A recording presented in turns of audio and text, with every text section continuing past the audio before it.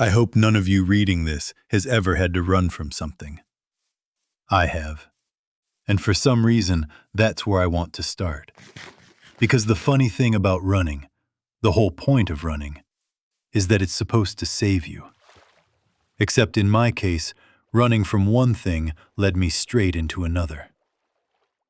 My name is Oleg. I'm 30 years old, and yes, I'm a con man.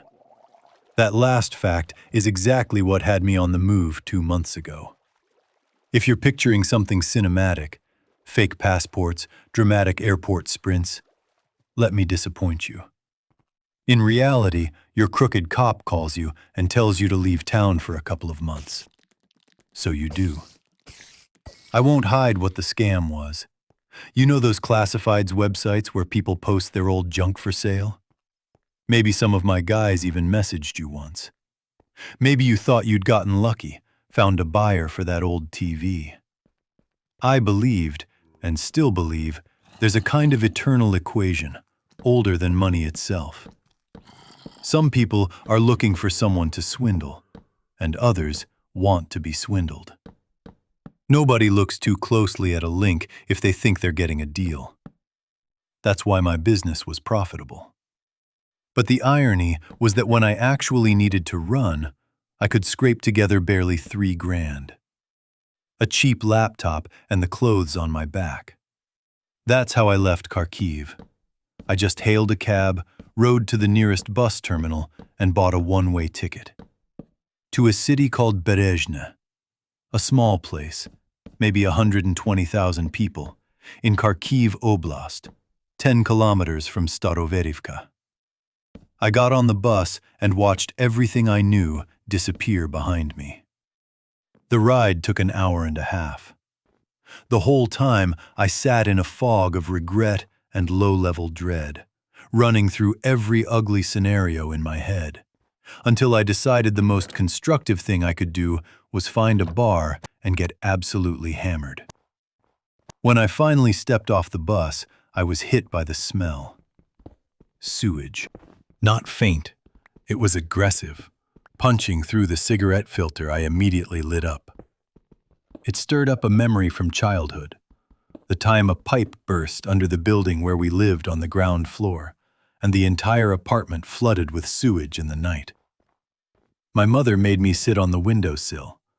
I remember watching my bedside table float slowly across the room, the Ninja Turtle stickers on its side disappearing beneath brown water.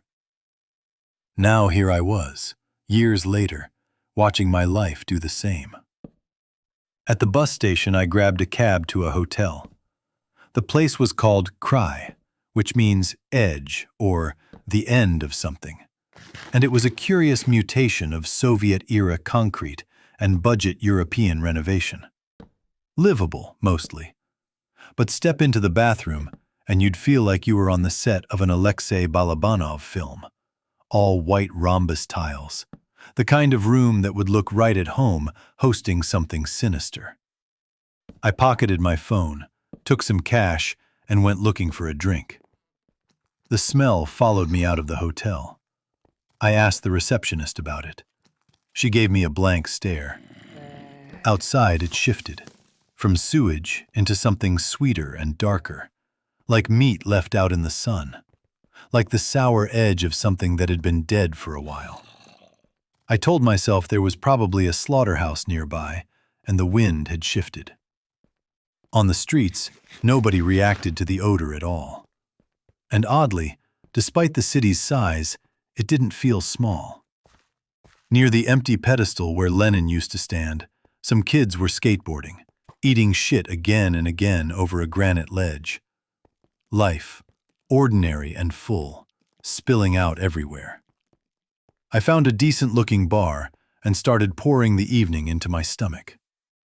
I have a quirk when it comes to drinking. No matter how gone I get, I don't black out until my head hits a pillow. I can stumble, I can crawl, but I'm always conscious until I'm in bed. So what I'm about to tell you wasn't a dream. Not then. Not now. I left the bar sometime after dark and started weaving toward the hotel. I had a rough sense of direction. The empty Lenin pedestal had been on my left on the way there, so I just needed to reverse course. Except, instead of the hotel, I hit a vacant lot. Completely dark. Not a soul around to ask for directions. I turned back, heading for the bar. But somehow the square with the pedestal wasn't there anymore. I'd walked straight back, no turns. But I was somewhere else. Narrow streets, low dark houses, the same in every direction. I kept walking, chasing patches of light when I found them. And then I heard it. Bong. Deep. Below the earth, somehow. Like the world's largest bell being rung from underground. Bong. I walked toward it, tracking the vibration like a compass needle. Bong. It moved through my body. The back of my skull prickled pleasantly. Bong. At some point, two silhouettes stepped out of the dark and took me by the arms. In my haze, I thought for a second I'd been grabbed by police. But there were only two of them. No backup arriving, no cuffs. So I let them guide me. They steered me with purpose, toward a source of light growing stronger ahead. I felt fine. Drunk and brave, and not yet afraid. We walked until the light expanded into something blinding, and then we walked into it. And behind it was a building. And in the building, a staircase going down. One look was enough to sober me. Enormous brown steps descending without apparent end. The walls looked like they were melting, soft and glistening. The smell I'd been trying to ignore all day hit me now with 10 times the force, and I doubled over retching. The stairs were soft underfoot, each step making a wet, sucking sound. The bell sound had stopped. What replaced it was something organic, a low churning, like digestion, coming from inside the walls themselves. The walls were alive, pulsing with something moving inside them. The light on the ceiling, torches maybe, didn't burn normally. It looked like fire that had begun to rot, the way fruit rots, from the outside in. My escorts. I tried more than once to look at them directly. Each time my stomach lurched and the world tilted. They were wrong in the way that melted plastic figures are wrong, recognizably human in outline, but with features that had run and pooled and reset incorrectly. I stopped trying to look. We reached the bottom. The space that opened before me was vast. Brown columns, each weeping from open sores that pulsed like heartbeats. Chandeliers that dripped slow and irregular onto the liquefying floor below. At the center stood what could only be called an altar, if altars could look diseased. The room was full. Hundreds of figures, twisted and oozing and dressed in the suggestion of clothing. Near the columns, smaller pockets of them clustered around little stands that resembled oil lamp pedestals. They were placing what I thought were candles into small holes. The candles did not ignite. Instead, they began to decay, dissolving from the top down, disappearing into rot. The figures murmured in unison. The sound was wet, guttural, like liquid being forced through a ruined windpipe. Under the columns, slumped against the bases, were what I can only call beggars. One had turned its arm inside out through its own mouth, extending a palm through its torso, the hand slick with pale seepage. Another had completely lost coherent form, just a dense puddle of human material on the floor, with one arm raised, fingers curled upward in a request. When I instinctively turned toward the exit, the doors made a wet, closing sound. Sealed. From an instrument near the altar, something that looked like a bundle of intestines stretched over a frame, came the first note of music. It sounded the way I imagine rot would sound if rot could sing. A slow, collapsing exhalation. The congregation sat in unison, and for a moment the attention of the room shifted to me. I sat fast, on the first empty stretch of pew I could find. The surface accepted me greedily. I sank into it, felt it adhere to my jacket, felt it against my skin through the fabric. From the wall, not through a door, from the wall itself, a figure separated and oozed upward onto the altar. The congregation began to gesture, slow circular motions, spreading something over their own bodies. The figure chanted. Or it did something that wasn't chanting, more like gurgling and collapse, like an audio recording of a wound. The choir answered from the walls, more figures detaching and adding their voices. The buzz of flies, the slow drip of pus, ruin rendered as melody. Beside me, a woman no larger than a child wept with what could only be described as rapture, pressing amber fluid from her eyes across her face with trembling hands. Then silence fell, because all of them were looking at me. The figure at the altar shrieked something. I was grabbed. I was dragged forward. The last thing I remember clearly before the darkness was being made to swallow something. A small object, roughly the size and shape of a pine cone, but with scales that contracted slightly when touched. A surface that moved. A surface that breathed. I swallowed it. Then nothing. I woke up in my hotel room, soaking wet, surrounded by clothes scattered across the floor. Outside it was raining hard and gray. My memory reconstructed the night in fragments, stumbling through puddles, falling somewhere, almost sleeping under a covered entrance until janitors chased me away at dawn. I told myself it had been a particularly vivid drunk hallucination. I have a professional's memory for detail. I can remember taxi plate numbers through a blackout, so the images wouldn't fully leave. But I labeled them dream. Strange, drunk dream. The smell of the city was gone. I spent a day soaking in the Balabanov bathroom tub. By the following afternoon, I'd pulled myself together enough to start looking for an apartment. 2 weeks later, I found one. A small furnished place with recent renovations and a courtyard near the city center, with a view of that same empty pedestal. I established contact with my handler cop. Good news. Things were cooling off back home. The office had been cleaned up. I could start thinking about new schemes. My days normalized. I cooked. I played games. I watched television. Everything was fine, in the flat, characterless way that fine can be. Then one evening, I got the call from the cop with the good news, and I did what any reasonable man with my particular vices would do. I abandoned the meatballs I'd been rolling for soup, left them sitting on the counter without refrigerating them, and went out to celebrate.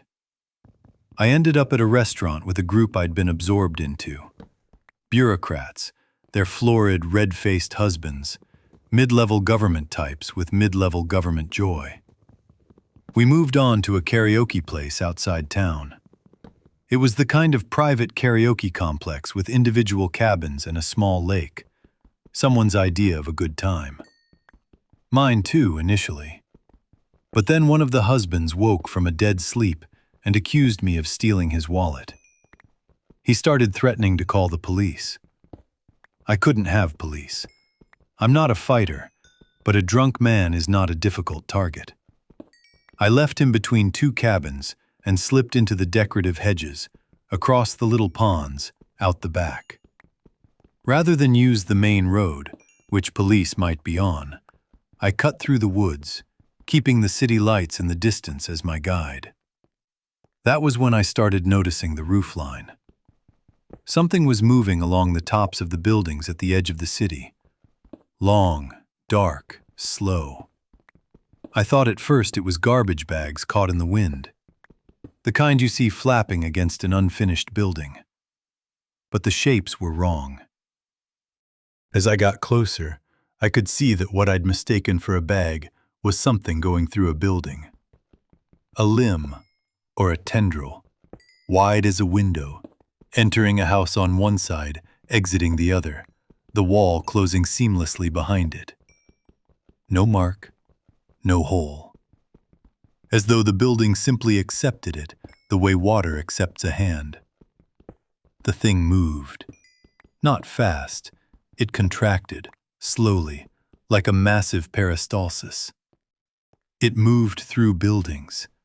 It was everywhere, all at once, distributed across the skyline. I told myself very firmly, "You are drunk. This is a hallucination. Walk closer and it will resolve into something normal." I walked closer. It did not resolve. Instead, it noticed me. The contractions quickened. It flowed from building to building faster, rerouting itself as though my presence had changed something. Somehow, that was worse than anything, the sense that it was responding. I walked home slowly and did not let myself think. In the morning, I was obliterated by a hangover. I dragged myself to the kitchen to start something simple to eat and stopped in front of the bowl of meatball meat I'd abandoned on the counter the night before. Something was wrong with it. The volume was larger than it should have been. I reached in with one hand. The texture under my fingers was wrong, firm little protrusions through the soft mass. Under the kitchen light, I saw them clearly. Roots. Small, pale, growing outward from deep inside the meat, longer and more complex toward the bottom of the bowl. Meat does not sprout.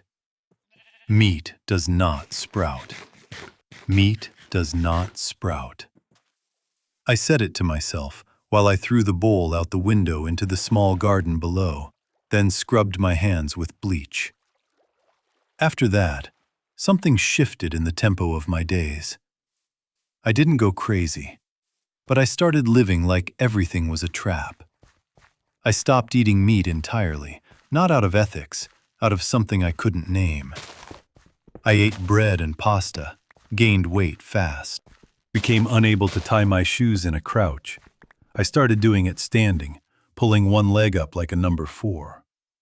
Which matters, because of what happened next. 3 weeks later, on an ordinary afternoon, I was putting my shoes on near the door. I braced one hand against the wall, and it went in. Not through plaster, not through drywall, through the wall itself, softly, the way a thumb goes through a very ripe pear. A sound like a slow exhale. I pulled my hand back and looked at it, gray slime on my fingers. I peeled back the wallpaper at that spot. The surface beneath was wrong. Not structurally broken, not water damage. It had softened, decomposed, as though the mineral had begun to behave like protein. I put the slime in a trash bag, washed my hands again, and went out. When I came back 20 minutes later, the wall was smooth. Wallpaper intact.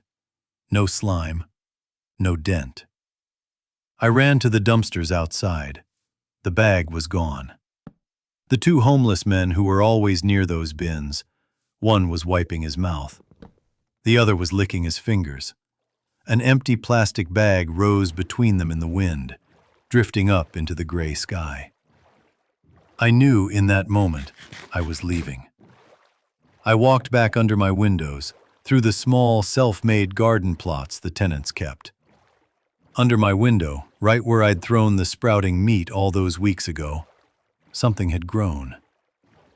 I don't have a better word for it than flower, but that's not what it was. A stalk the color of infected tissue, a dark and glowing red. Instead of leaves, blisters. The blossom was a cluster of fused lips and closed eyes. Gaunt, gangrene-colored. Wrong. When I stopped to look at it, it opened an eye. One eye. And the only thing inside that eye was pain. Absolute, total, perfect pain. The pain of something that exists purely to suffer, that was never supposed to exist at all. So I did what humans have always done when confronted with something like that. I destroyed it. I stomped it. The top split, and what spilled out of the dried lips was milk teeth. Human baby teeth, cracking under my heel like the shells of beetles. I kept stomping until I noticed the building had begun to throw pieces of itself at me. Chunks of concrete. One landed meters away, the next much closer. The building was aiming. I ran inside, grabbed my bag, one bag, everything that mattered, and pulled the money from behind the wardrobe. As I moved the cabinet aside, I brushed the wall, and the wallpaper began to slide down in a long, slow strip. And underneath? I don't know how to describe this adequately. The wall was full of things. Silhouettes pressed into the material of the building like fossils in stone. Human shapes. The outline of dogs, birds, the curve of a snake. Compressed and sealed in something brown and resinous. Embedded. Stored. I tore more paper down, ripped up the linoleum. The same beneath. The entire building was composed of them. Packed tight, preserved, layered. And I remembered the thing I'd seen on the rooftops. The thing I'd told myself wasn't real. The way it passed through structures without leaving any trace. The way it moved from building to building, filling them with whatever it caught. The city rotting because that's what happens to its contents eventually. Everything it packs inside begins to decay. A piece of the wall fell off, a fragment of a human torso. I ran. 100 and some kilograms, and I ran like I was 15. I ran until the road sign with the city's name was behind me. Then I stopped and looked back. The city was still, exactly as it had looked on the afternoon I arrived. And then, from every edge of the city simultaneously, thick serpentine extensions rose from the buildings and began to move. Contracting, pulsing, weaving together into a single mass that lifted and grew. You might want to call it a dance. You'd be wrong. The mass gathered the buildings into itself, pulled them upward, the whole city beginning to rise from its footprint. I took out my phone and filmed it. All of it. The city lifting, the last trailing appendages disappearing behind the cloud ceiling. The chunks of something that looked like infected earth raining down from the underside as it ascended. Then I stopped recording and looked at my phone. I had filmed darkness. On the back of the phone, where the lens was, something had grown over it. A small bump, unpleasant in color and texture, sealing the camera. Behind me, the road sign bearing the city's name softened and collapsed into mush in seconds. I turned and walked to the highway, hitchhiked to the nearest large city. I didn't lose my mind. I have a method. Don't think about it. Life will always find new ways to destabilize you. Police, criminals, your own conscience. Something is always trying to unravel you. If you let every impossible thing occupy permanent space in your head, you'll crack long before anything outside you does. I'm a con man, and that means my mind has to be flexible enough to hold contradictions and keep functioning. That's kept me saner than most. I know how to lie to myself when necessary. There's no point entertaining the idea that the city wasn't real. It was. It's just not anymore. It doesn't appear on any maps. Nobody I've spoken to has heard of it. The one thing that still occupies me is this.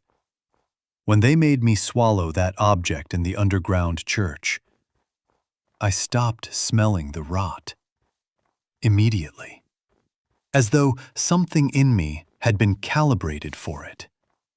A month after I settled in Kyiv, new apartment, new scheme, new normal, I finally saw a doctor about a persistent, strange sensation near my sinuses. After several visits and considerable persistence on my part, they found it. An anomalous formation, the size of a matchbox, adjacent to the nasal cavity. They removed it in a minor procedure. The surgeon described it as a dense, calcified accumulation of purulent material. I know what it actually was. I just didn't say anything. Those were strange months. Running turned into something else entirely. The main thing is that I didn't become the kind of person who peels back wallpaper in every new place he lives. Though I'll admit, in the first apartment, after getting out of that city, I did it once. Just once. I don't look for that creature. I try not to think about it. I like to stand outside in the evening and watch the sky, the cold stars very far away. But even when I'm not thinking about it, it's still there at the edge of my mind, that quiet running commentary. About where the thing went. About what dimension it's filling with its harvest of stolen cities. About which rotting void it's plugging with all those dead buildings and packed-in bodies. I try to imagine the stars as something those creatures can't reach. But the monologue doesn't stop. It keeps going. Further out, further back. About how, when there's not enough city, not enough country, they'll start eating continents. How they'll drain the oceans into pus for their dimension. How they'll hollow out the planetary core. How they'll eat planet after planet, then star after star, consuming backward through the universe, until there are no suns left, until there is only void. And then, because creatures like that always find a way, they'll figure out how to eat the void too. And when the void is gone and there's nothing left, just them, pulsing in their dark, rotting dimension, the last things, moving and decomposing in the silence where everything used to be.